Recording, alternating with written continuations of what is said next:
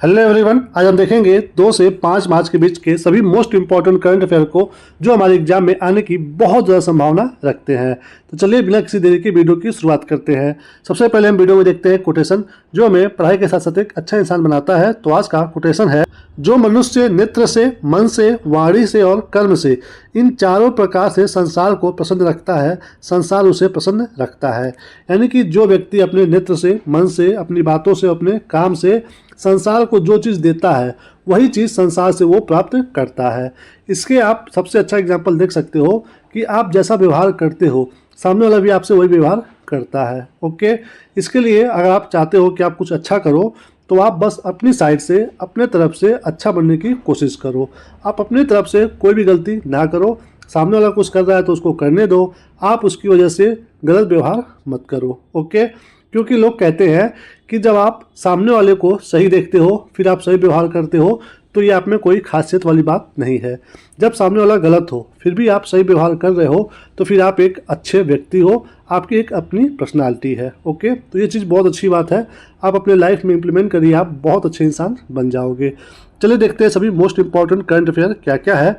तो सबसे पहला प्रश्न है, खेलो इंडिया विंटर गेम्स 2025 के दूसरे फेज का आयोजन कहाँ किया जाएगा। ये क्या गेम है? ये खेलो इंडिया का विंटर गेम है 2025 का।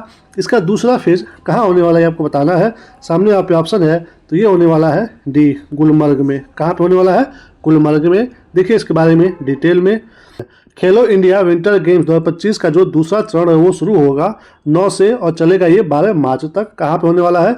जम्मू कश्मीर राज्य के गुलमर्ग में। ओके, पहले ये होने वाला था 22 से 25 फरवरी को, लेकिन अब ये टल गया है क्योंकि उस समय पर्याप्त बर्फबारी हुई थी वहाँ पे, तो अब टल करके ये मार्च में होने वाला है। ओके, इस प्रतियोगिता में 30 टीमों के लगभग 1000 एथलीट और अधिकारी भाग लेने वाले हैं। यानी कि इतनी संख्या में लोग यहाँ पे आने वाले हैं। इसमें कौन कौन सा खेल होने वाला है?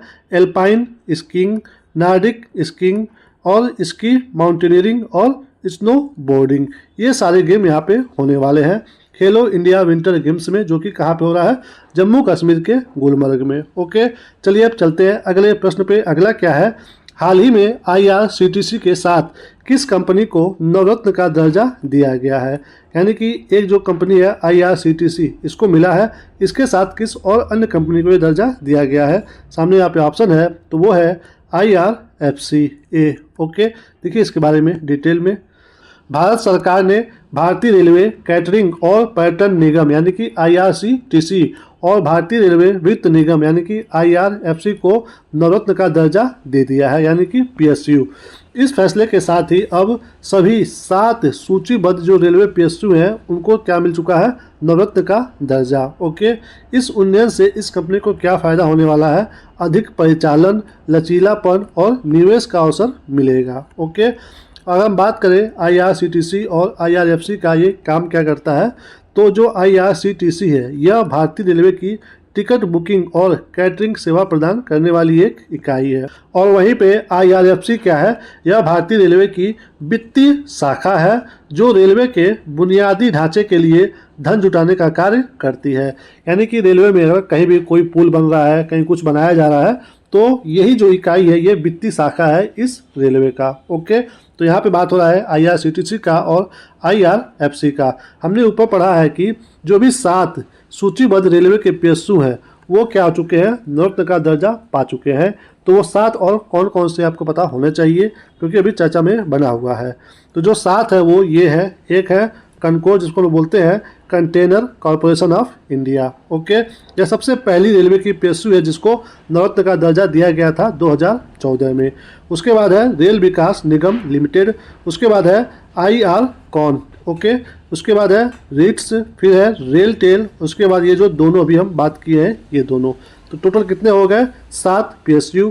एग्जाम में कोई भी रेलवे का एग्जाम होने वाला है तो यहाँ पे ये क्वेश्चन आ सकता है। ओके, चलिए अब चलते हैं अगले प्रश्न पे। अगला क्या है, महिला इंडोर शॉटपुट में किसने हाल ही में नया नेशनल रिकॉर्ड बनाया है? कौन से गेम की बात हो रही है? इंडोर शॉटपुट की महिलाओं कैटेगरी में नया नेशनल रिकॉर्ड बना है, तो किसके द्वारा बनाया गया है? सामने यहाँ पे ऑप्शन है, तो ये बनाया गया है डी, कृष्णा जय शंकर जी के द्वारा। ओके, देखिए यहाँ पे डिटेल में ये इनकी फ़ोटो है कृष्णा जयशंकर जी का, और ये मात्र 22 वर्ष की है। इन्होंने जो इंडोर शॉटपुट है इसमें 16 मीटर का जो आंकड़ा है पार करने वाली यह पहली भारतीय महिला बन करके क्या कर दी है, इतिहास रच दी है। तो यही बनाया गया है इनके द्वारा रिकॉर्ड। इन्होंने अमेरिका के अल्बुकर्क में Mountain West indoor track and field championship में 16.03 मीटर की थ्रो के साथ यह उपलब्धि हासिल की है। तो कहाँ पे ये उपलब्धि मिली है इनको, अमेरिका में। ओके, इस प्रदर्शन ने न केवल एक नया भारतीय इंडोर राष्ट्रीय रिकॉर्ड बनाया बल्कि उन्हें इस इवेंट में कौन सा पदक दिलाया है, कांस्य पदक। ओके, तो आपके एग्जाम में यहाँ से 2-3 तरह से क्वेश्चन बन के आ सकता है। सीधे इनका नाम दे देगा, पूछेगा भी चर्चा में खिलाड़ी थी, ये कौन से गेम से संबंधित है, तो इंडोर शॉटपुट। ओके, जो ऐसे गोल सर्कल में खड़े होकर के गोला ये हाथ मिली है इसको फेंका जाता है। तो इसको इन्होंने कितना फेंका है, 16.03। ओके, तो ये अगर आप एग्जाम में पूछ दे किस गेम से है तो ये है इंडोर शॉटपुट से। अगर ये पूछे कि इनके द्वारा कौन सा पदक जीता गया है तो कांस्य पदक। ओके, 2-3 तरह से क्वेश्चन घुमा के यहाँ पे आ सकता है। चलिए अब चलते हैं अगले प्रश्न पे। अगला क्या है, 42वीं राष्ट्रीय रोइंग चैंपियनशिप का आयोजन कहाँ किया गया है। 42 नंबर की है ये राष्ट्रीय रोइंग चैंपियनशिप। तो बताइए कि ये कहाँ पे हो रहा है। सामने यहाँ पे ऑप्शन है, तो ये हुआ है दोस्तों भोपाल में। ए भोपाल यानी कि मध्य प्रदेश में। देखिए इसके बारे में डिटेल में। 42वीं नंबर की नेशनल सीनियर रोइंग चैंपियनशिप का शुभारंभ भोपाल में हुआ है। ओके, मुख्यमंत्री वहाँ के कौन है, डॉक्टर मोहन यादव जी इस 5 दिवसीय प्रतियोगिता का क्या कर रहे हैं, शुभारंभ। आपको ध्यान देना है, एग्जाम में सीधे यहाँ से क्वेश्चन आ सकता है कि कितने दिन चलने वाला है, क्योंकि अब ऐसे भी क्वेश्चन एग्जाम में पूछे जा रहे हैं। इस प्रतियोगिता में 23 राज्यों के लगभग 500 प्रतिभागी भाग लेंगे। कितने, 23 राज्यों के 500 प्रतिभागी। यह स्पर्धा 7 मार्च तक चलेगी। ओके, कितना दिन, 5 दिन का है। कहाँ पे हो रहा है, भोपाल में यानी कि मध्य प्रदेश में। चलिए अब चलते हैं अगले प्रश्न पे। अगला क्या है, एमएसएमई के लिए ऋण प्रवाह पर अस्थायी सलाहकार समिति की 29वीं बैठक कहाँ हुई है। किसकी बैठक है ये, एमएसएमई के लिए ऋण प्रवाह पर अस्थायी सलाहकार की 29वीं नंबर की बैठक। तो कहाँ पे हुई है, सामने यहाँ पे ऑप्शन है, तो ये हुआ है सी, अहमदाबाद में। कहाँ पे हुआ है, अहमदाबाद में। देखिए इसके बारे में डिटेल में। अहमदाबाद में एमएसएमई मतलब क्या होता है, सूक्ष्म लघु और मध्यम उद्यम। ओके, क्षेत्र को ऋण प्रवाह की समीक्षा के लिए अस्थायी सलाहकार समिति की 29वीं बैठक का आयोजन किया गया है। यानी कि जो छोटे स्तर के बिजनेस होते हैं उनको कैसे लोन देना है, कितना देना है, कैसे उनसे वापस प्राप्त करना है, इन सब के बारे में ये बैठक होने वाली है। ये 29वीं नंबर की बैठक है और कहाँ पे हो रही है, अहमदाबाद में। क्योंकि जो छोटे व्यवसाय हैं भारत के आर्थिक विकास में महत्वपूर्ण भूमिका निभाते हैं और यही वजह है कि ये जो एमएसएमई है इसको हम लोग क्या बोलते हैं, इसको हम लोग बोलते हैं भारतीय अर्थव्यवस्था की रीढ़ की हड्डी। ओके, तो अगर आपके एग्जाम में पूछे कि भारतीय अर्थव्यवस्था की रीढ़ की हड्डी क्या है, ऑप्शन में दे दे एमएसएमई या फिर कुछ बैंकों का नाम दे दे, कुछ संस्थाओं का नाम दे दे, तो ध्यान देना है कि भारतीय अर्थव्यवस्था की रीढ़ की हड्डी होती है एमएसएमई। ओके, ये बैठक जो है भारतीय रिजर्व बैंक के डिप्टी गवर्नर श्री स्वामीनाथन जी की अध्यक्षता में आयोजित की गई है। ओके, तो किसके अंडर में हुआ है ये, भारतीय रिजर्व बैंक के डिप्टी गवर्नर श्री स्वामीनाथन जी के अंडर में। ओके, कहाँ पे हुआ है, अहमदाबाद में। चलिए अब चलते हैं अगले प्रश्न पे। अगला क्या है, हाल ही में बार काउंसिल ऑफ इंडिया के अध्यक्ष के रूप में किसे चुना गया है। किसकी बात हो रही है, बार काउंसिल ऑफ इंडिया के बारे में। इसके हाल ही में नए अध्यक्ष कौन बने आपको बताना है। सामने आप पे ऑप्शन है, तो अभी हाल ही में बने हैं ए मनन कुमार मिश्रा जी। कौन बने हैं, मनन कुमार मिश्रा जी। देखिए इनके बारे में डिटेल में। वरिष्ठ अधिवक्ता मनन कुमार मिश्रा ने एक बार फिर बार काउंसिल ऑफ इंडिया के अध्यक्ष पद पर जीत दर्ज की है और ऐसा नहीं है कि ये पहली बार हुआ है, ये इनकी लगातार 7वीं विजय है।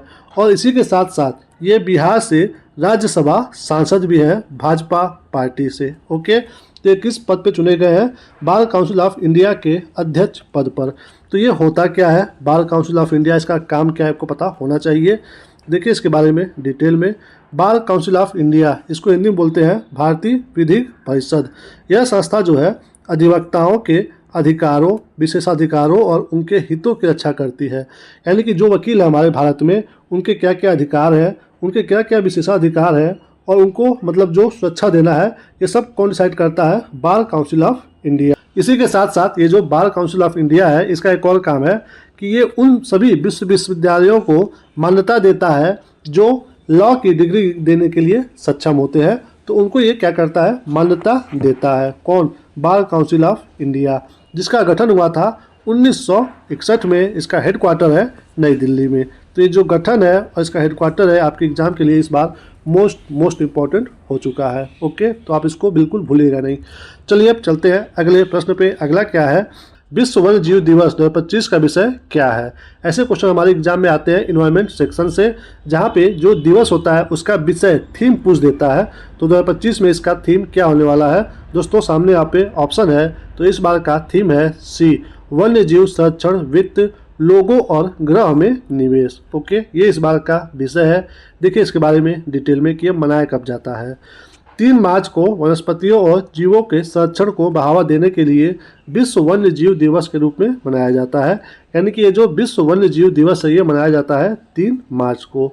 इस बार का जो विषय है वन्य जीव संरक्षण, वित्त, लोगों और ग्रह में निवेश है। ओके, यह दिन 10 लाख से अधिक प्रजातियों के लिए संकट के बीच वन्य जीव संरक्षण में वित्तीय निवेश को आवश्यकता बताता है। ओके, इसकी स्थापना जो है 2013 में संयुक्त राष्ट्र महासभा के द्वारा किया गया था।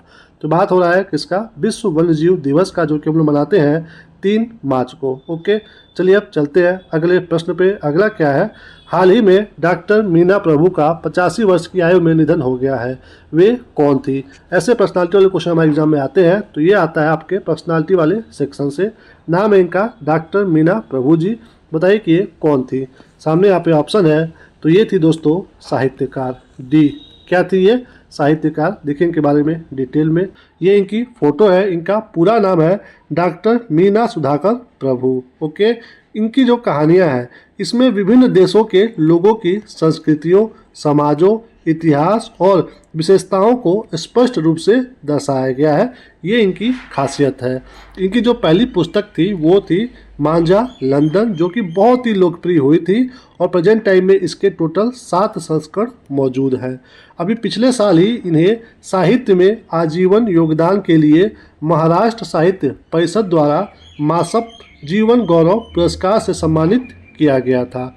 2017 में इन्होंने एक पुणे में उन्नत किंडल लाइब्रेरी परियोजना के तहत प्रभु ज्ञान मंदिर की स्थापना की थी। तो आपके एग्जाम में यहाँ से क्वेश्चन आ सकता है कि प्रभु ज्ञान मंदिर कहाँ पे स्थित है। आप सोचोगे कि इस मंदिर के बारे में हमने पढ़ा नहीं है, तो ऐसे क्वेश्चन एग्जाम में बन जाते हैं। कोई पर्सनालिटी न्यूज़ में है, उसने क्या काम किया है, तो वहाँ से क्वेश्चन एग्जाम में पिक करके लोग पूछते हैं।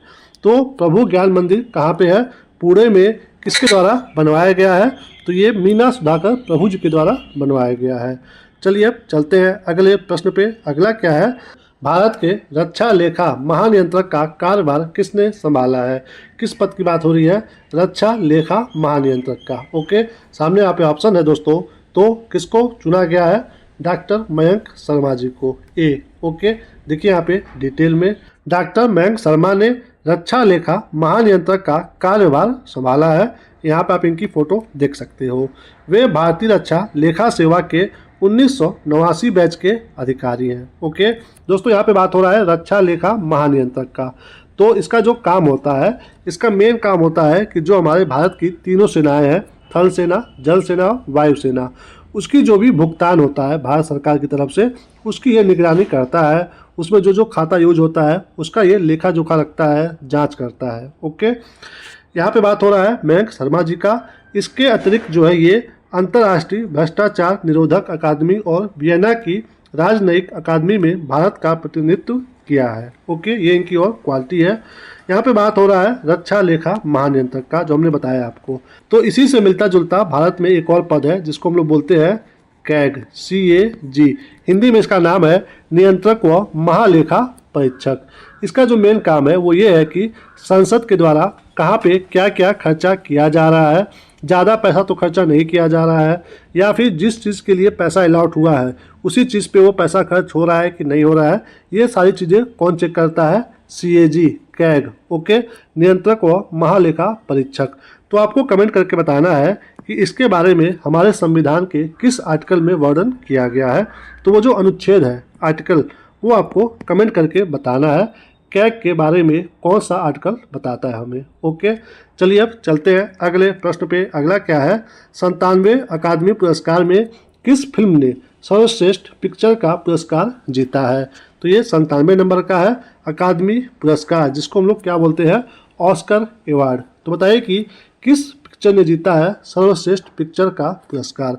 सामने यहाँ पे ऑप्शन है, तो उस पिक्चर का नाम है सी, अनोरा। क्या नाम है, अनोरा। देखिए इसके बारे में डिटेल में।